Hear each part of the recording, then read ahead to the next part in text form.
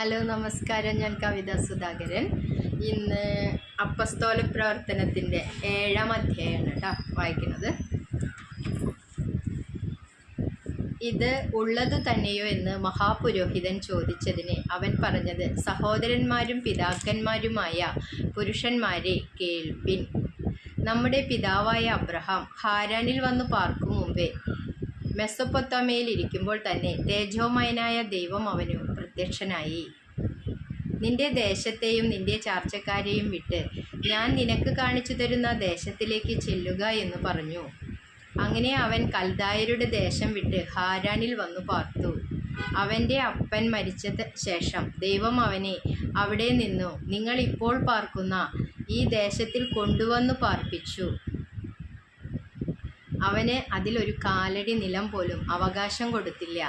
അവന് സന്തതിയില്ലാതിരിക്കെ അവനും അവൻ്റെ ശേഷം അവൻ്റെ സന്തതിക്കും അതിനെ കൈവശമായി നൽകുമെന്ന് അവനോട് വാഗ്ദത്തം ചെയ്തു.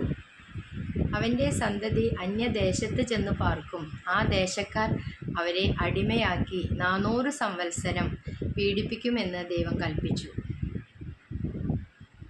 അവർ സേവിക്കുന്ന ജാതിയെ ഞാൻ ന്യായം വിധിക്കും. അതിൻ്റെ ശേഷം അവർ പുറപ്പെട്ടു വന്ന് ഈ സ്ഥലത്ത് എന്നെ സേവിക്കും എന്ന് ദൈവം അരുളി ചെയ്തു.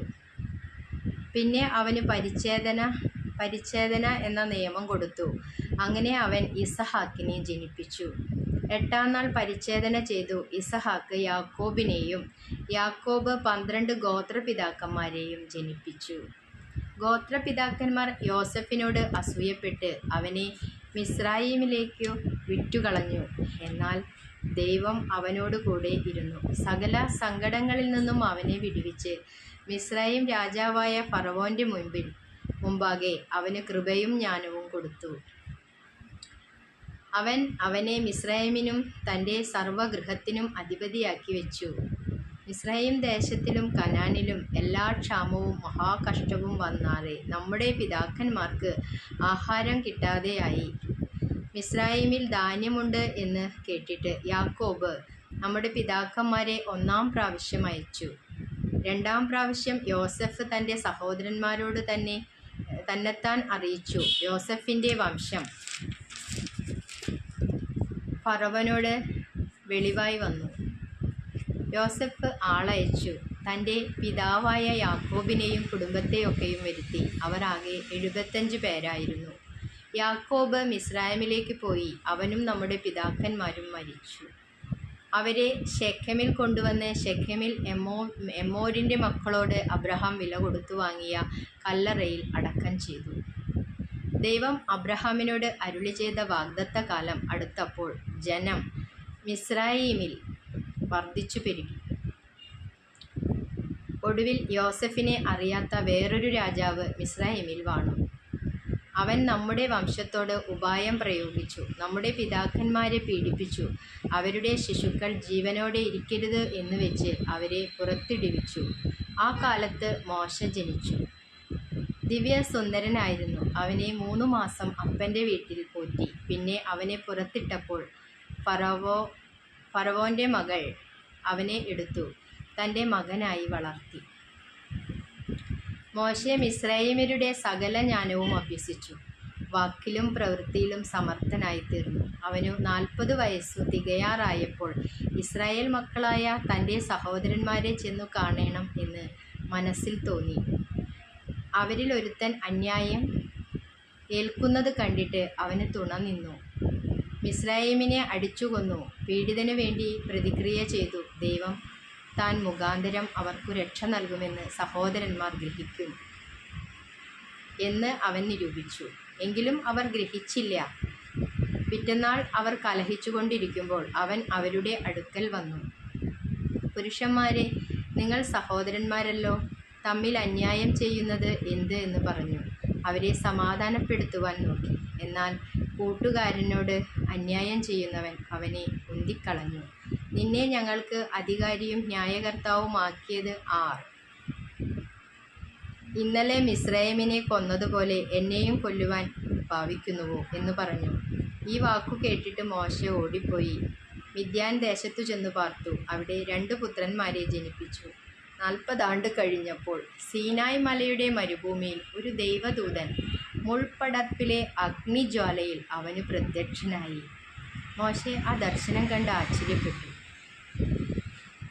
സൂക്ഷിച്ചു നോക്കുവാൻ അടുത്തു ചെല്ലുമ്പോൾ, ഞാൻ നിന്റെ പിതാക്കന്മാരുടെ ദൈവമായി അബ്രഹാമിൻ്റെയും ഇസഹാക്കിൻ്റെയും യാക്കോബിൻ്റെയും ദൈവമാകുന്നു എന്ന് കർത്താവിൻ്റെ ശബ്ദം കേട്ടു.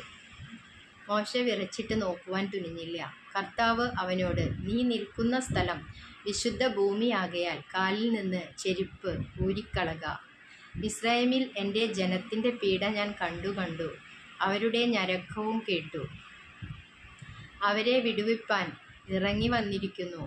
ഇപ്പോൾ വരിക, ഞാൻ നിന്നെ മിസ്രയീമിലേക്ക് അയക്കും എന്ന് പറഞ്ഞു. നിന്നെ അധികാരിയും ന്യായകർത്താവുമാക്കിയതാർ എന്നിങ്ങനെ അവർ തള്ളിപ്പറഞ്ഞ ഈ മോശയെ ദൈവം മുൾപ്പടർപ്പിൽ പ്രത്യക്ഷനായ ദൂതൻ മുഖാന്തരം അധികാരിയും വീണ്ടെടുപ്പുകാരനുമാക്കി അയച്ചു.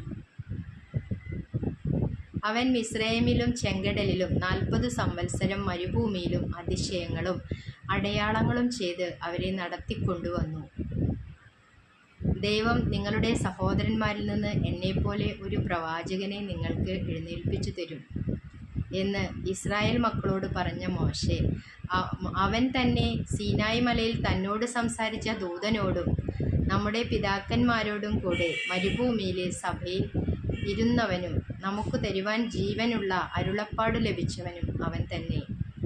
നമ്മുടെ പിതാക്കന്മാർ അവനു കീഴ്പ്പെടുവാൻ മനസ്സില്ലാതെ അവനെ തള്ളിക്കളഞ്ഞ് ഹൃദയം കൊണ്ട് മിസ്രയീമിലേക്ക് പിന്തിരിഞ്ഞു. അഹരോനോട്, ഞങ്ങൾക്ക് മുമ്പായി നടപ്പാൻ ദൈവങ്ങളെ ഉണ്ടാക്കിത്തരിക. ഞങ്ങളെ മിസ്രയീമിൽ നിന്ന് നടത്തിക്കൊണ്ടുവന്ന ആ മോശയ്ക്ക് എന്ത് സംഭവിച്ചു എന്ന് ഞങ്ങൾ അറിയുന്നില്ലല്ലോ എന്ന് പറഞ്ഞു. അന്നേരം അവർ ഒരു കാളക്കുട്ടിയെ ഉണ്ടാക്കി ആ ബിംബത്തിലേക്ക് ബലി കഴിച്ചു. തങ്ങളുടെ കൈപ്പണിയിൽ ഉല്ലസിച്ചു കൊണ്ടിരുന്നു. ദൈവവും പിന്തിരിഞ്ഞു ആകാശത്തിലെ സൈന്യത്തെ ആരാധിപ്പാൻ അവരെ കൈവിട്ടു. ഇസ്രായേൽ ഗൃഹമേ, നിങ്ങൾ മരുഭൂമിയിൽ എനിക്ക് 40 സംവത്സരം ഹനനയാഗങ്ങളും ഭോജനയാഗങ്ങളും അർപ്പിച്ചുവോ? നിങ്ങൾ നമസ്കരിപ്പാൻ ഉണ്ടാക്കിയ സ്വരൂപങ്ങളായ മോലോക്കിൻ്റെ കൂടാരവും രേഫാൻ ദേവൻ്റെ നക്ഷത്രവും നിങ്ങൾ എടുത്തു നടന്നുവല്ലോ. എന്നാൽ ഞാൻ നിങ്ങളെ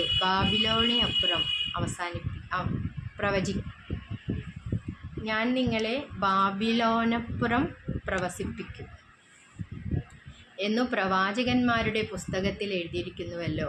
നീ കണ്ട മാതിരിക്കൊത്തവണ്ണം അതിനെ തീർക്കണം എന്ന് മോശയോട് അരുളി ചെയ്തവൻ കൽപ്പിച്ചതുപോലെ നമ്മുടെ പിതാക്കന്മാർക്കു മരുഭൂമിയിൽ സാക്ഷ്യകൂടാരമുണ്ടായിരുന്നു. നമ്മുടെ പിതാക്കന്മാർ അത് ഏറ്റുവാങ്ങി. ദൈവം നമ്മുടെ പിതാക്കന്മാരുടെ മുമ്പിൽ നിന്നും നീക്കിക്കളഞ്ഞ ജാതികളുടെ അവകാശത്തിലേക്ക് യോശുവയുമായി കൊണ്ടുവന്നു ദാവീദിൻ്റെ കാലം വരെ വച്ചിരുന്നു. അവൻ ദൈവത്തിൻ്റെ മുമ്പാകെ കൃപ ലഭിച്ച് യാക്കോബിൻ്റെ ദൈവത്തിന് ഒരു വാസസ്ഥലം ഉണ്ടാക്കുവാൻ അനുവാദം അപേക്ഷിച്ചു. ശലോമോൻ അവന് ഒരു ആലയം പണിതു.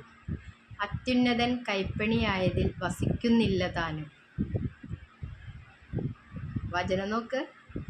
അത്യുന്നതൻ കൈപ്പണിയായതിൽ വസിക്കുന്നില്ല താനും.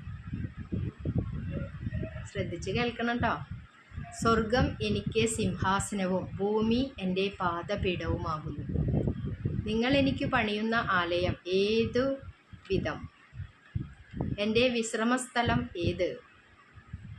ഇതൊക്കെയും എൻ്റെ കൈയല്ലയോ ഉണ്ടാക്കിയത് എന്ന് കർത്താവ് അരുളി ചെയ്യുന്നു എന്ന് പ്രവാചകൻ പറയുന്നുവല്ലോ.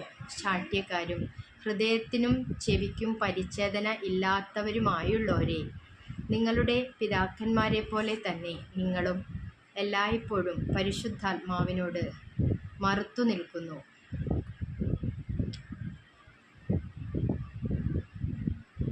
പ്രവാചകന്മാരിലേവനെ നിങ്ങളുടെ പിതാക്കന്മാർ ഉപദ്രവിക്കാതിരുന്നിട്ടുള്ളൂ.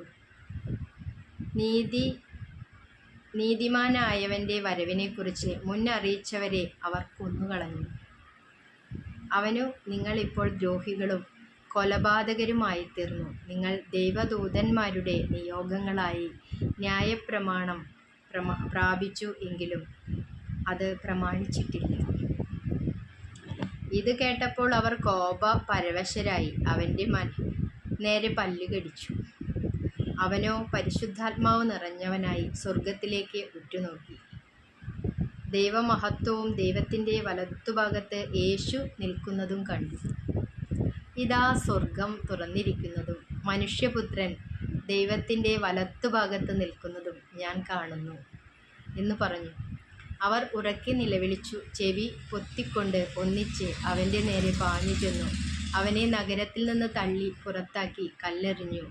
സാക്ഷികൾ തങ്ങളുടെ വസ്ത്രം ശൗൽ എന്നു പേരുള്ള ഒരു ബാല്യക്കാരൻ്റെ കാൽക്കൽ വെച്ചു.